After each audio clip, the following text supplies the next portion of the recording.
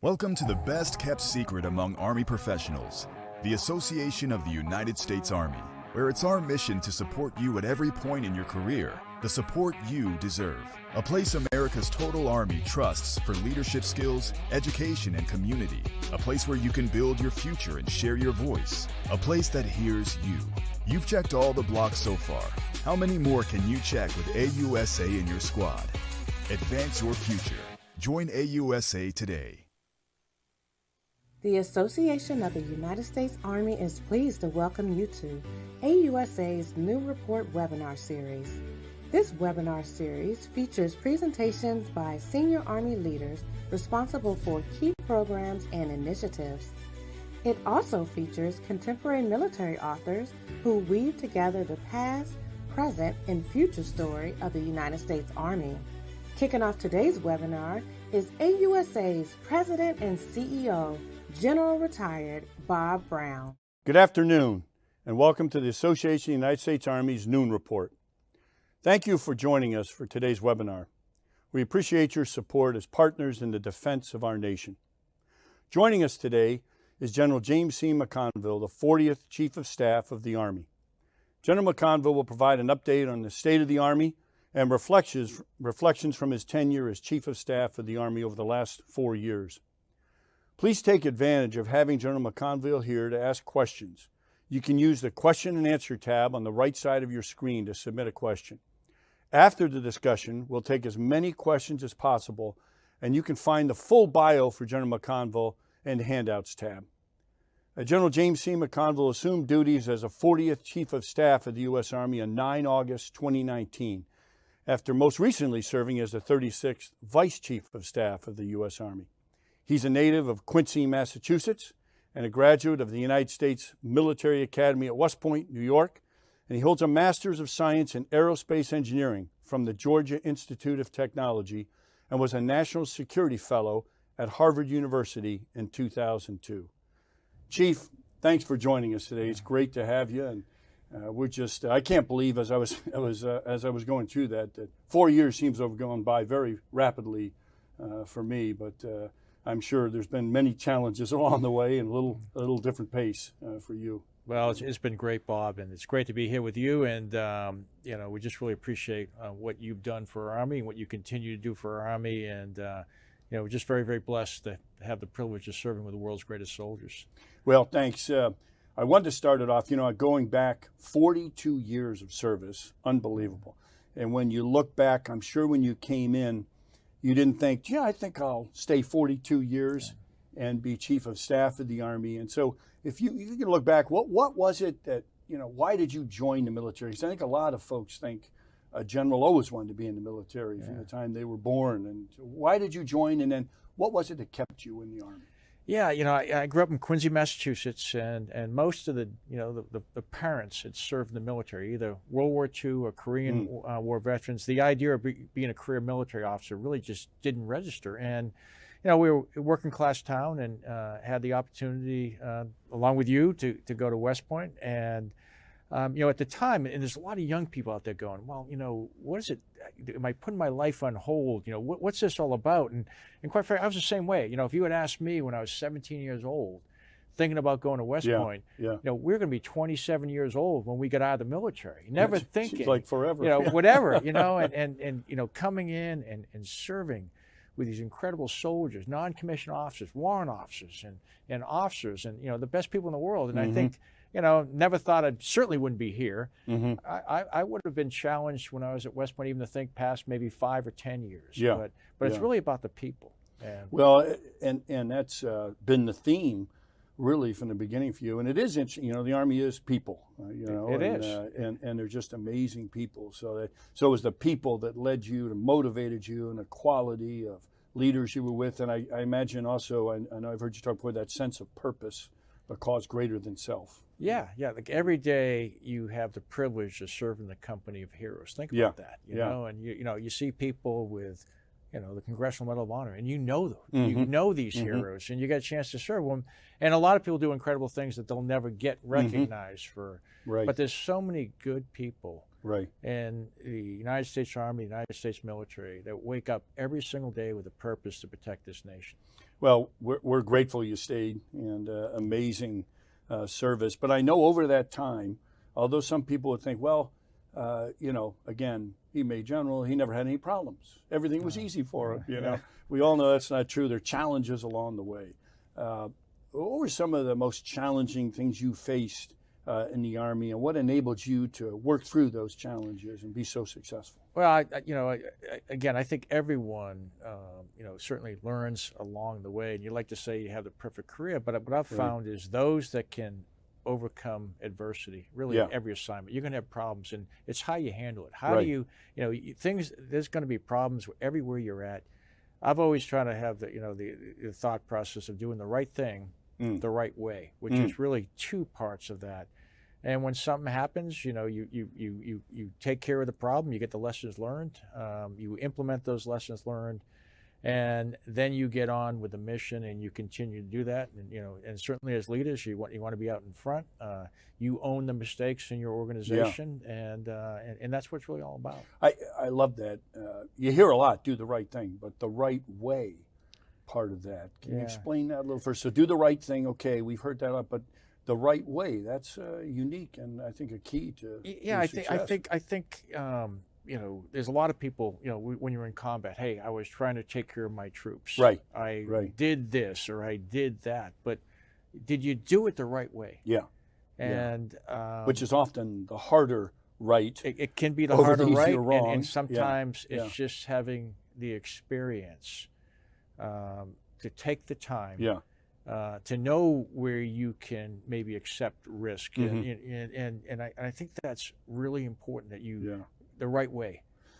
And it seems also with the right way, you're learning from these mistakes as well. So you're doing it the right way, and so instead of dwelling on the adversity, you're learning from the mistakes and challenges, and you almost it seems as you look back, you get better after these incidents and challenges. Well, you see, you look at, I always like to look at things. What are we trying to do?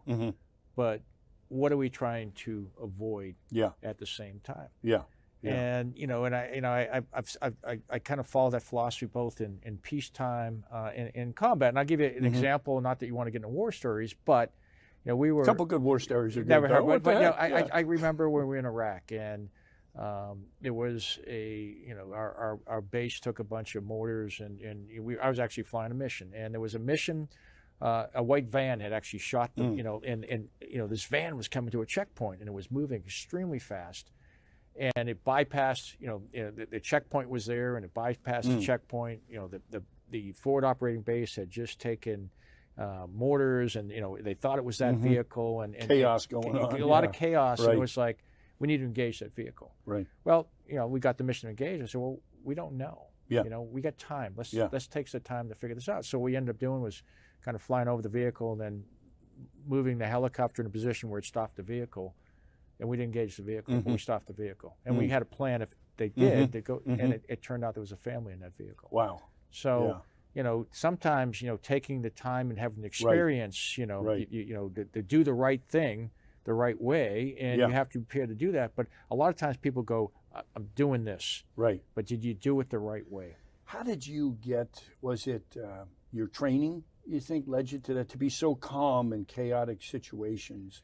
You just seem to excel at that when there's, thinking about all these, the right way, what led to that, do you think? I think it's just experience, I mean, I think experience gives you wisdom, and, when you serve with the right people in the right units, and you do enough of, some people call it deliberate practice, but repetitions and facing adversity. You want to face adversity. You want to, kind of think your way through, how you deal with it. And then you want to pass that experience on to your soldiers and your NCOs and officers. And that's where we're so blessed to have a great non-commissioned officer corps. Because they have that experience. And so when they're training their soldiers, they can say, here's where I made a mistake. Here's what, so we don't want you to make the same mistake. That's a great point. And also they're leading up, helping you, those great non-commissioned officers. Absolutely, absolutely the difference when you look at why we have the best Army in the world, so those NCOs. Yeah, I've been very blessed with non-commissioned officers and warrant officers in Army aviation, like the backbone or aviation warrant officers and maintainers. And so, but, that's what makes the team who we are. You can, it kind of that old cliche, generals talk about squads and majors talk about strategy because the generals know, you can have a great plan, great strategy, but if you don't have the people to execute it, those non-commissioned officers, those warrant officers, those soldiers, then there you are. We've seen many examples of that. Yeah, we have. Terrible conflict in Ukraine. Glad you mentioned the warrant officers, because I think often they're forgotten. They shouldn't be. They're so critical, that specialty, in so many fields, critical. Well, we're very blessed. I have Chief D.C. Carter, who Dixon Carter works with me, and but I've grown up with warrant officers. And as I talk to, other leaders, I go, make sure you include your warrant officers in what you're doing. And not only are they experts, but they're leaders. It's amazing, how they can help you with leadership. They know what they're doing, and they got great experience. Yeah, that's a great point, and I'm glad because they're so key. Now, you have an amazing family of service. All your children serving in the Army, or have served, or currently serving. No, they're all still serving. Maria, your wife served. It's incredible. And so I look at it, how did you attain that? So obviously they saw a great example and they wanted to serve. How did you attain that balance in the tough jobs? You've had the toughest jobs in the Army, Division Command, the 101st, the longest I think ever in history, commanding the 101st Airborne Air Assault. Unbelievable jobs in combat. Now, how did you maintain that balance and assignments with the family to obviously set that environment? I think that's it's important, because so many young leaders I see today want to have that balance, but kind of struggle with it sometimes. How'd you do Well, it? it starts with a great wife. Maria's, like you said, she did serve in the military, and we made a decision that given what we were looking at forward, that she would she's a registered dietitian, that she would do that in the civilian world. And then each of the kids on their own decided to take a path into the military, and they did that extremely well. But to me, it's about priorities. It's expectations, and we've talked about that, and we even put together a chart that kind of shows, here you have to have your priorities in your personal life, in your priorities in your military, and then there's a certain expectation. We shouldn't have soldiers missing the birth of their kids for combat training center rotations. We shouldn't, be missing one-time events or routine type things. And we as leaders have an obligation to make sure that our soldiers are there for their family events. Don't just tell them that's an order. I do that. Wait a minute, your kid's got a baseball game. Tonight we're not doing something. I'm not asking you to go to that game. I'm telling you to go to that game. Well, it's interesting, because you look back 42 years, it was almost like, hey, if the Army wanted you to have a family, it issued you one. And so that's a complete change. Well, it is. And it's important. I think, we're in a war for talent. And we're competing with civilian organizations. And, we enlist soldiers, but we retain families. And we've asked a lot of our soldiers. And what I kind of try to coach is invest in your soldiers in peacetime, in their families, and so you build that trust, and and they have a strong relationship, because when you go to war, that changes the dynamics. The priorities change. We're in a shooting war, and you may miss the birth of your kids in the war, but you shouldn't be missing those events for routine training. And I think we need to do a better job of showing that commitment to our soldiers and their families. That's terrific, coming from the top, and again, you've demonstrated that your entire career, and certainly in your tenure as the chief, and it makes a huge difference. So that explains, and again, thanks for the service of your family. It's got to make you proud. I know we're all very proud. Well, I was a G1, so I was responsible for recruiting, so I signed them all up. You had no choice. You're trying to get those. So we have some questions coming in from the audience. Here's one from Troy. He said, sir, you've had several initiatives during your tenure. Were there any left on the plate that you wish you could have finished? Great question. Yeah, I think that's a great question. What I've learned in this job is you need to be consistent and persistent. And what each chief does in secretary is they leave options open for the next secretary in chief. And so we look at initiatives. We've done a lot of things with people and talent management, and we are not done, and when I look at it, and Bob, you were the CAC commander, and I was the G1, and we started some initiatives, the integrated personnel and pay system, the assessment for commanders, all those kind of initiatives take years to put into place. And if you stop doing them, they don't happen. The modernization priorities go back to, really General Milley, Secretary Esper, Secretary McCarthy, and when I was the vice, and we put those in place. And very fortunately, we've had 3 other secretaries come in, and they have stayed consistent with those priorities, which is impressive. That's not always the way. That's it is great teamwork. But that's a lesson I've learned, because if you don't stay consistent and persistent, I like to use the analogy of you're pushing that boulder, up the mountain, and if you stop pushing, it rolls right back down. Yeah, change is hard. And sometimes you're not only pushing it up, but you got people pushing it the other way too. And for those that are out there pushing it the other way, you'll never get anything done. You'll never be able to lead change. And I think that things go wrong if you've done program. Every program has some challenges. And I look back to the leaders that we grew up with during the late 70s, early 80s. That's why we had the Big Five. And now everyone goes, hey, we got the world's greatest tank, the Abrams, the world's best infantry fighting vehicle, the Bradley, best helicopters with the Apache and helicopter, the Patriot. We're seeing all the things. But they weren't always like that. They had to work through some challenges.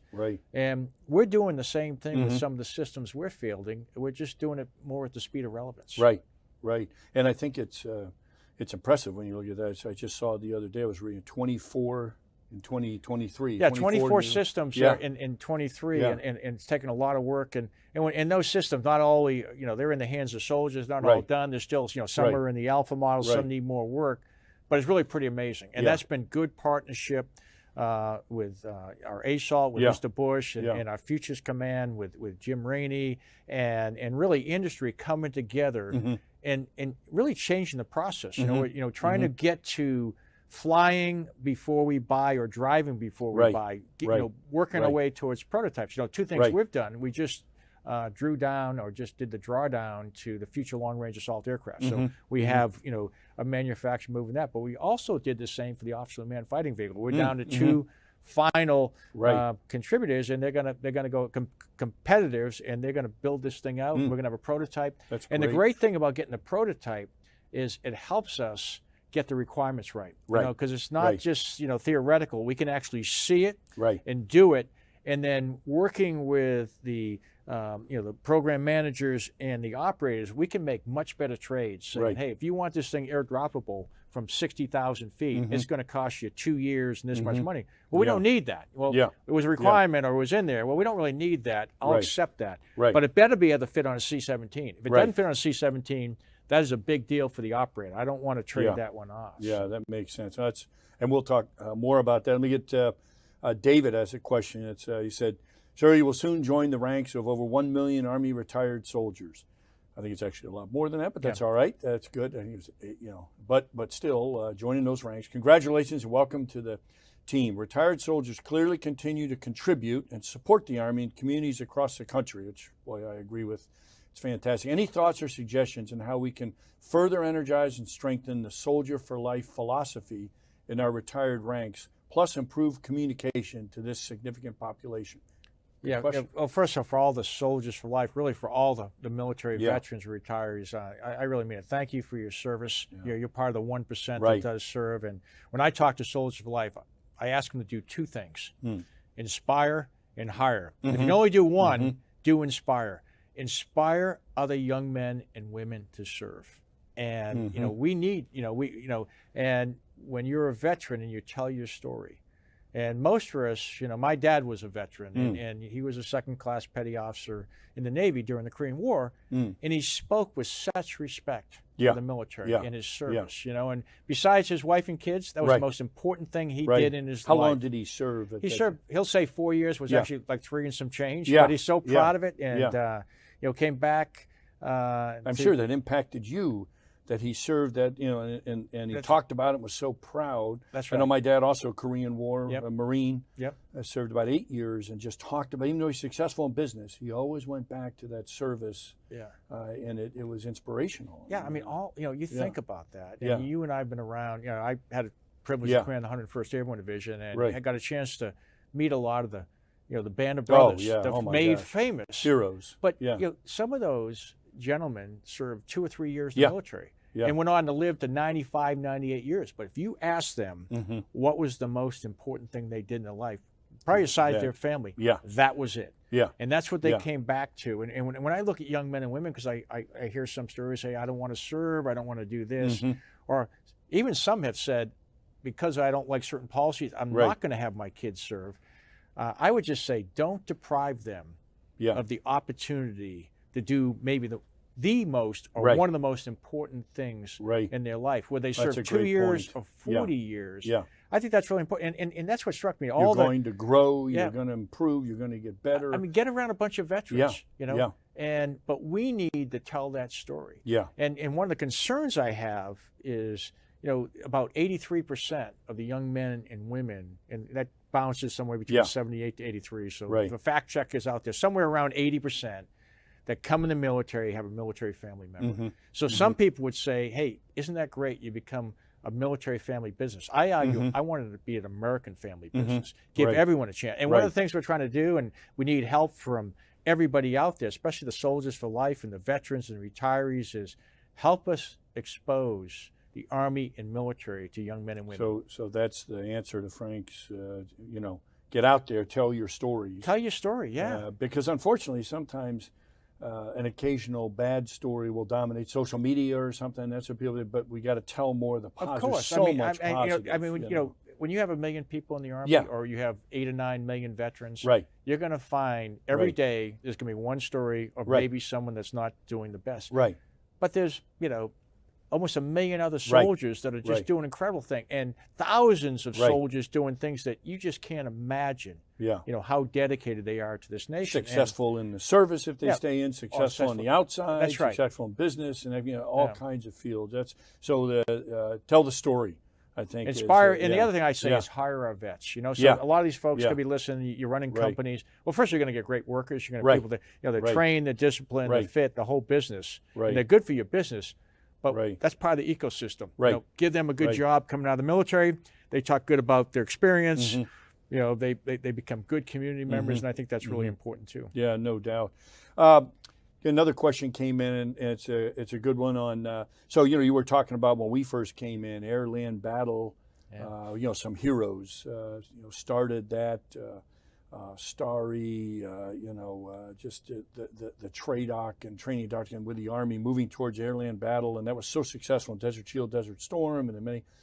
However, those that would do us harm have kind of read the playbook, and airland battle is not the same. So we're moving to this thing, the Army multi-domain operations, the joint world, they might call it all domain. But what are your thoughts? Why is land power so important within multi-domain ops or all domain, whatever? I think, you know, when you're the chief of staff of the Army, everyone goes, well, you know, you're kind of coming from a land perspective. But, you know, land is, to me, where the decisive operations occur. And we need, you know, everyone's important. You know, we need a great Navy, we need a great Air Force, we need a great Marine Corps, we need a great Space Force and everything else.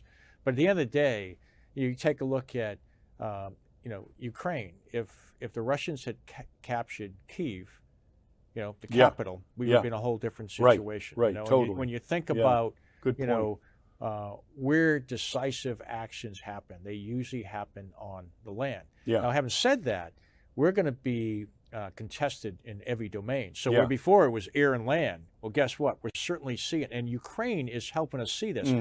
The Arab-Israeli War helped those leaders come up with air-land battle because they got to see a modern battle with tanks and with on the air and land. And I would argue or suggest that we're doing the same thing as we take a look at Ukraine. Certainly, brutal battle on the land. We're seeing that play out. Contest in the air. You're not flying. A lot of things get shot down, those type things. We're seeing ships get sunk. When's the last time we saw ships get sunk? Good point. Cyber, you know, a new domain that, you know, before people didn't have computers. Well, guess what? There's a fight going on there, and we're seeing how space is so important to battle. So we're going to have to be able to operate and compete in all these domains. So when we talk about modernization, but really transformation, it's not just new weapon systems. It's new doctrine, which is it's new organizations like the Multi-Domain Task Force. And the Army's kind of leading the way in that doctrine. You get last year put out 3.0. Yeah, we put out multi-domain operations. It's new organization. It's new training. You know we're very blessed that the senior leaders, late 70s, early 80s, they stood up these combat training centers, the National Training Center, then JRTC, and then in Europe, and now we're standing something up in the Pacific. Yeah. But the training has moved to allow our commanders to be ready for the next fight. We're not fighting the last fight better. We're trying to make sure that we can win the next fight. Right. And the way you win the next fight without fighting is demonstrate you can win the next fight by fighting. And so we want to make sure that our soldiers are highly trained. So if you go out to the National Training Center, it's very different than the fight you might have had when we were doing more counterinsurgency, counterterrorism type. And so commanders are contested all over the place. The other part of that, second part of that question was on the multi-domain task force. A lot of combatant commanders are asking for, and what have exercises and war games shown that's the value of that organization? Yeah, the thing about the multi-domain task force, I think it really fits into what we're seeing happening, both in a deterrence competition role, but also in actual combat. The future is you're not going to be able to really hide anywhere on the battlefield. So the value of having long-range precision fires is really important, and that's one of the capabilities the multi-domain task force provides. But you also have to be able to do long-range precision targeting if you're going to do that. Right. And there's other things we need it to do. It can do anti-access or denial because it can bring in, it's a task force, so it can link in integrated air and missile defense. So you have the ability to today, protect, like we see, and even assist. I suggest, and we're seeing this even in some places in Ukraine. You can establish our system establishing a no-fly zone. Because you have the capability, layered integrated air missile defense. You can't get into it, so they can't fly there. And you can maybe even provide assist at a no-sail zone, because if you have long-range fires that can sink ships and you have the targeting capability, then you don't allow ships, and you can work very closely as a joint force to do that. But it also does intelligence, it does information operations, it does cyber, electronic warfare in space. So it's got a great capability that's usable both in campaigning and in conflict. And so so we're putting them out. We've got two out in the Indo-Pacific right now, one in Europe, and we're building two more. That would explain why combatant commanders are so anxious for it. It's there in competition. It's got these capabilities. It sounds like what you're describing, from air-land battle to multi-domain, is really a jointness never before seen. From a before we were joint, we were interdependent, dependent on each other, but now it's almost a integration of joint capabilities to a level that no one else can match. Yeah, I mean, one of the the things we talk about is joint all-domain command and control, and we've actually added a C to it because we want it combined, because we're going to fight as allies and partners, and they want to be together, and there's a lot of strength in doing that. But it really becomes the ability, if you think about kind of the industrial age, one weapon system, one radar, one sensor for that system. But imagine if you can start having multiple sensors with multiple weapon systems, with an integrated command and control system that takes advantage of artificial intelligence. So, if you have a $100,000 unmanned aerial system, you may not be shooting a Patriot missile at it. You might be using something else, know, and the commander is looking at the battlefield with a whole bunch of different capabilities, feeding sensors, and then the ability to use the right arrow out of the quiver. It might be a laser, it might be electronic warfare, it might be something else. Multiple options. To To create multiple dilemmas for the enemy. It's not as predictable. That's right. Yeah, that makes perfect sense. And I'm glad the Army's leading the way with the doctrine out there. And well, we're working with every. I think it's a joint force effort, and there's a lot of good teamwork going on. We could talk about that for two or three more hours. But let me get to another question. Brian C. has a question. It's maybe a tough one. It's just, what was your number one regret or failure in your 40 years of service? Oh, number one, I could add up a whole bunch. People always want to know. It's interesting when I look at things I learned. I remember, very fortunately, I was on an operation that we were getting ready to do, and I was not there for the training, the rehearsal, and went on the mission without rehearsing, and we had a communication error, and we almost got someone hurt, and that was like, so with me, you never, if you're going to do a mission, you're there for you're there for the training, the rehearsal. You can't be off doing something else. Yeah, that's a great point. Nothing more important. And do that. And I think, the other thing I would say is, lesson learned, never be a one-option commander or one-option person, and sometimes decisions can be made that drive you to that point. Yeah. And then by doing that, you have taken away the options for other things to happen. You would regret that for sure. And No doubt. And you could. No so doubt. you always want to keep your options open, especially when you have the time and resources. Yeah. And I gave you that analogy. I gave you some more analogies, or I give you some more real-world type operations, but we won't have time for that. But the takeaway is always keep your options open. Yeah. Even if you go to West Point, when you come to service. Some people come in the service and they say, "Hey, I know I'm getting out." Yeah. Exactly. And I say, don't say that, Don't say because that. you don't know. And as you and I know, when we were at West Point, we had kids that we thought were going to be the chief of staff. They should have been right there. No question. And as we know, they weren't looking at us when we were talking about I guarantee that, I was last in line. If anybody would have stayed in. Well, I think I was behind you, Bob. No, you were in front of me for sure. But you're right. But it's keep interesting. your options Keep your options open. And even as chief, part of my job is to preserve options for future chiefs. So when it comes to structures, when it comes to organizations, you got to be real careful. You want to lead change, right? But you don't want to put yourself in a position where you can't reverse what you did if something else comes up. And the situation is going to change. No, that's a great point. We have a question from Johnny B. I'm guessing it might be Johnny Brooks down in Georgia, but he says, Chief, you have a lot of Pentagon experience in the last decade. What advice do you intend on giving to your successor about survival in the Pentagon? Oh, my God. Always a place I enjoy visiting, I will say. Well, good question, Johnny. I think the thing about the Pentagon is, you talk about purpose. You're talking about things getting done. And, we brought up a lot of great officers to work, but you need to get, it's like any place else. There's an environment you have to work in. You have to get court sense. You have to understand kind of the ecosystem, how things work. And I think that's really important, because if you're at the senior level and you want to do things for the Army long term, the place to do it is within the Pentagon. And we don't do anything without Congress. That's where we get our authorities. That's where we get our appropriations. That's where we get our confirmations. We can't do anything without them. And so you have to be able to work in this environment. And I often say, we want to be apolitical, nonpartisan, but a lot of people in this city are not, and that's just the way it is. And we have to learn how we operate, under civilian control, how we get things done. And, and some people say it's hard to get things done, but if you stay consistent and persistent and do the right thing the right way and do all you can to be apolitical and nonpartisan, you can get things done.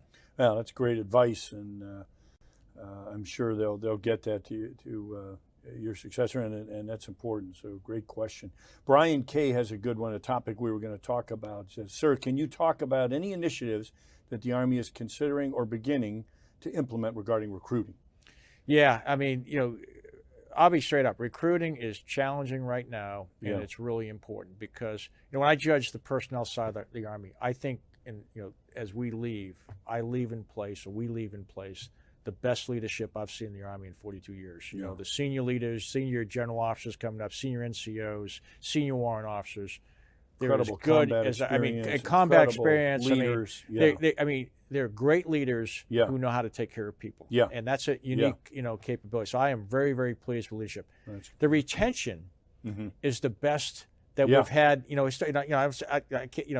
Fact checkers could say, but it is good or better than I've ever seen. So people that are with us. That's recruiting is challenging right now, and there's a lot of reasons. And and again, I'm going to stay out of the politics. Some people say it's because this, and this.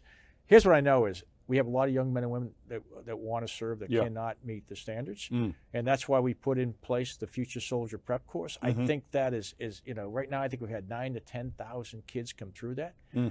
95% have been successful, and not just successful. They're going on to initial military training and becoming like the junior leaders and actually excelling as we go. And that's still at Jackson, and it's Jackson moving and to Benning. others? No, it's Jackson, and Benning right now. Great. But we can see, or I can envision. Again, I want to leave options open for the next chief. Where, you've all seen this. We had a Division I athlete that has flat feet, but they can't get in the Army, and they run 5-minute miles. It's so some ways we've got to get something that, or someone makes a mistake. Right. And growing up, and and they have gotten in trouble. Let's bring them in, let them walk on, if you will, kind of like and see how they do. And if they show that they have the passion and commitment to serve, let's let them serve. Yeah. But what we don't want to do is lower standards. Right. And that's one thing that I'm adamant about. If people can't meet the standards, you can't serve. But we're going to help you meet the standards. And that's what I really like about this. That's a great idea. The other thing I would add is, when I talk about the military family business, we got to expose more people to the Army. Yeah, good point. I don't know if it was great. The 82nd, choir was on America's Got Talent. America's Got, I saw that. And it was so good. Terrific. I don't, people were shocked. People were shocked. I mean, if you watch shocked, that, but we need to. We know it. We know how talented they are. We have like world-class soldiers. Yeah. And, even Simon on America. Right. But I mean, humanize us. Right. Get out there, send these extraordinary young men and women back to the high school, the success stories, and let them go back, because the Army's all about people. Right. And we need the best people to serve, and we need to take care of them, and that's what makes us the best Army. No, that's a great point. Of course, COVID was very challenging. You didn't have the exposure in schools and in the community as much as normal, and we're still recovering from that it's interesting. There's this concept of primal cues. Yeah. Why you went in the military. And I remember unbeknownst to me, my dad, when I was 10 years old, took us, we went on a family trip. We never left it. We went up to West Point because he knew someone that worked at the Boston Gear Works with him. His kid was a tactical officer at West Point. So we went up there and saw West Point. Never thought much, didn't even know what it was. But all of a sudden, when it came time to go to college, I remembered that. In there, And, what we, and if you talk to most people that served in the military, there was one time, I had a great lieutenant colonel that worked with me, and she said her mother brought her to the old guard at the Tomb of the Unknown Soldier. And she saw those soldiers walking back. She goes, I'm going to be a soldier. Wow. And, White House did great stuff. So I think we've got to look for those opportunities to provide those primal cues to inspire people to serve. That's great. Here's a question going back to modernization a little bit. What forces and factors led to the creation of the 24 and 23 initiatives and the determination that it was achievable? Yeah, it started, and it's interesting. There's a napkin in the Chief of Staff of the Army's office, and it started with General Milley and Secretary McCarthy and myself, and we wrote down what were the 6 modernization priorities. We kind of sat our way through. It's really interesting how this came out. Yeah. And we said, within those priorities, what do we need? And we basically came up with about, it was 31 plus, 4, but we looked at, what do we need for long-range precision fighters? What do we need for next-generation combat vehicles? What do we need for future vertical lift? What do we need for, the network, air and missile defense, and soldier lethality? And we sat down there, and then we, stood up and got some input from a bunch of teams, and all of a sudden we looked at it. We came up with about 34, 35 items. Wow. And then as we started moving out on them, and again, there was a lot of acceleration. We were doing things differently. We had cross-functional teams working very closely with industry, with technologists, and our program managers and program executive officers. And the team, that cross-functional team working with the industry, moved very quickly. So what really came down to was, hey, we can get 24 of these systems into the hands of soldiers in 23. Can you explain that cross-functional team? Because to me, that was a game changer. Having been a maneuver center commander without a cross-functional team, it was like herding cats to move ideas. What did you do with the cross-functional teams, and how did that make such a difference? I think what happened, and we got some authorities, and it's about collaboration. But when you think about it, no one quite, the way we used to do it was very linear. Yeah. One of the schoolhouses Stovepipe, would linear, put, yep, when I say linear, 6 to 7 years to get a requirement together. Yeah. And they'd come out with this huge requirement. Right. Big books, probably stacked up the ceiling. Right. And they'd pass it over to industry, and basically the operators would pass it over to the program managers and get with industry and come back with something 15 years later. But we know how fast technology moves. Right. And the requirement was the gospel. So if you said it had to be airdroppable, it had to be this, industry is going to do that, especially if they're on a cost-plus contract where they're going to, and no one really it wasn't set up where there could be soldiers touching it, I was going to getting say, feedback, having these soldier touch points, and someone going, well, come back to me right now before we spend a lot of money and say, hey, Chief, if you want this, this isn't working. We did that with the Officer Man Fighting Bit. We started moving forward, and we stopped. But rather than having a billion-dollar, multi-billion-dollar program, I think we had $34 million in the program. We took a step back, kind of, put out the characteristics, and and one of the things we're trying to do, and we don't have right yet, but we're getting better as, when we're going to industry with a problem to solve. Hey, we need something that has these characteristics. Now, people are uncomfortable with that because they want to see hardcore requirements. Right. What are the requirements? But what you can do is you can go out to a whole bunch of different industry partners, not just the primes that are used to doing this, and saying, what ideas do you have? Come back with a white paper. And we've done this, and you pick like 10. You give a little more feeder money. Then you say, come back with initial design. And the characteristics are honed by what each one, we didn't even think they could do that. We think they can do that. And you can get your characteristics. And then when you get to a prototype, then you can nail your requirements down, and you're pretty sure that they can meet the requirements, and then you can get what you need to have. And so that's the philosophy. Very innovative.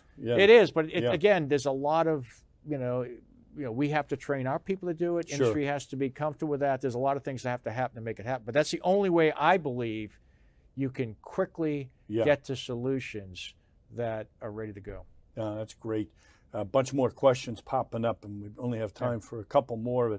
But Meredith asked, the Army has sent more Bradleys and Strykers to Ukraine as the counteroffensive has picked up. How will the Army support Ukraine with this type of equipment and maintain readiness? Good question. Yeah, I mean, what we're doing is as we send equipment or ammunition to Ukraine, we are either replenishing the ammunition or we're replacing the weapon systems. And quite frankly, if we send a Bradley or a weapons piece, what we're looking to do is buy, as I like to say, we don't want to buy new old stuff. We're going to buy new things. And so, if you take a look at a good example is a legacy piece of equipment of the M113, the Armored Personnel Carrier that we grew up with. When we were in infantry basic, is we're going to buy AMPHs. We're going to replace the 113s with AMPHs.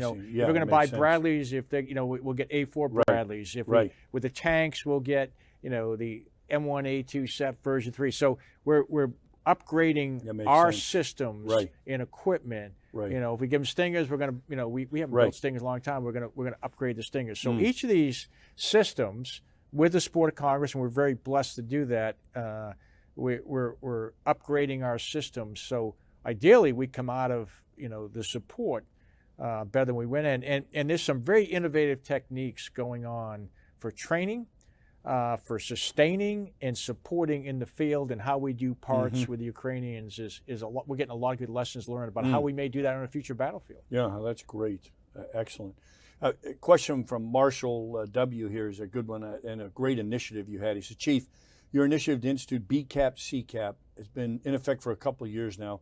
What have been the benefits gained? And just for those that may not know, that your battalion command level and colonel command level assessment programs. Yeah, I think, when I looked at how we were picking battalion commanders and brigade commanders, and you and I were kind of, doing talent management, and, those that have been in the civilian sector, how many civilian corporations would hire, a fairly high-level manager by looking at their resume for 2.5 minutes. Yeah. So for battalion command boards, we would look at their evaluations for 2.5 minutes and pick our future leaders. Wow. Now, we were doing a pretty good job. I think we figured out we were good. 87% were the right people, but 13% we had some challenges. And some of that, what the assessment program allows us to do, is take a hard look, a 360 look at our leaders. You know, there's some leaders that are very good at looking up, but what we want leaders is leaders that can get the job done or can excel while they're taking care of their people. Yeah. And that's the, Yeah. that have all the skill sets.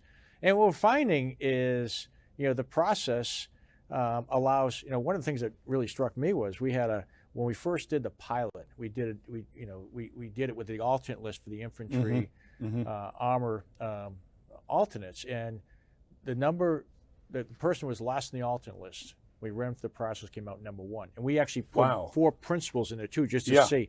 And what happened was, he had 1 OER that wasn't the best, and it was because of a brigade commander didn't have a profile, something like that. Right. So he was, he was unable to command. Right. But what I like about this is, we're trying to get away from the idea that, if you don't get a perfect evaluation report, you can't lead. Yeah. To me, it's great. kind of like the professional football combine. Right. You can be at a Division II school, walk on, Right. have the right attributes, Right. and you can play in the pros. And be a Jerry Rice. Or That's something. right. Yeah. And I see the same thing with our officers, and they're Right. getting feedback. And the other thing we did, and you had a lot to do with this, a lot of people came to us and said, hey, I wish I knew this before I was lieutenant colonel or colonel. So we went back into the majors, command general staff college. We went back into the captain's career course. And we're doing assessments there so they can start to see, we want senior leaders that can, certainly lead, but they got to be at a certain level. They got to be able to speak at a certain level, and, and how they get along with their subordinates, peers, and senior. And it's not a popularity contest by any means. We want leaders that are tough, hard leaders. Yeah. But at the same time, they inspire their troops to do great things. And we're getting good results so far. Yeah, terrific initiative, and thanks for doing that. Any final thoughts? Something I didn't get to cover with you? You want to? Well, first of all, I appreciate what you do for our soldiers, and as I get ready to walk off the parade field in 2.5 weeks, and the Army's in great shape. But we do need young men and women to serve, and I just could not be more proud of what our soldiers, our non-commissioned officers, warrant officers, families, the Army civilians do every single day to protect this nation. We are very blessed. Well, it's incredible. We're proud of you and your incredible service, Jim, and 42 years, and just unbelievable what you've done for our Army. So thank you and Maria and your entire family, as I mentioned, all serving. Just incredible. So thanks so much. An honor to be your classmate, an honor to have you here, and thanks for all you've done, and really appreciate it. And may we say, I know it's not here yet. You're going to run through the tape, but when you get to that retirement, enjoy that well-deserved retirement. Boy, if anybody deserves it, you do. And I'm sure your golf game, you might go on the PGA Senior Tour. It'll get better and better. Who knows? So, thanks so much again for joining us today. And General McConville, again, thank you. Just incredible. For the great discussion and great questions. Really appreciate. Before we depart, I wanted to inform our viewers of a few upcoming events for AUSA. The AUSA Warfighter Summit and Exposition at Fort Liberty will be on 26-27 July in Fayetteville, North Carolina. On 7 September, we'll host a noon report with John H. Davis, author of Combat to College, Applying the Military Mentality as a Student Veteran. That would be incredibly interesting. On 20 September, we'll host a coffee series with General Gary Brito, the Commanding General, U.S. Army Training and Doctrine Command. We're excited for that. I know a lot of questions on recruiting will come up there. And of course, we're going to have the best annual meeting ever. AUSA annual meeting will be held on 9 to 11 October at the Walter E. Washington Convention Center, Washington, D.C. You don't want to miss that, that's for sure. I hope you can join us for an upcoming webinar or event. And for more information on any of these events, or to register, please visit our website at ausa.org. Finally, we thank you all who support us with your membership. We recently reached 1 million+ members, and we're really proud, and join the team that supports our Army. Thanks again for attending, and have a great Army Day.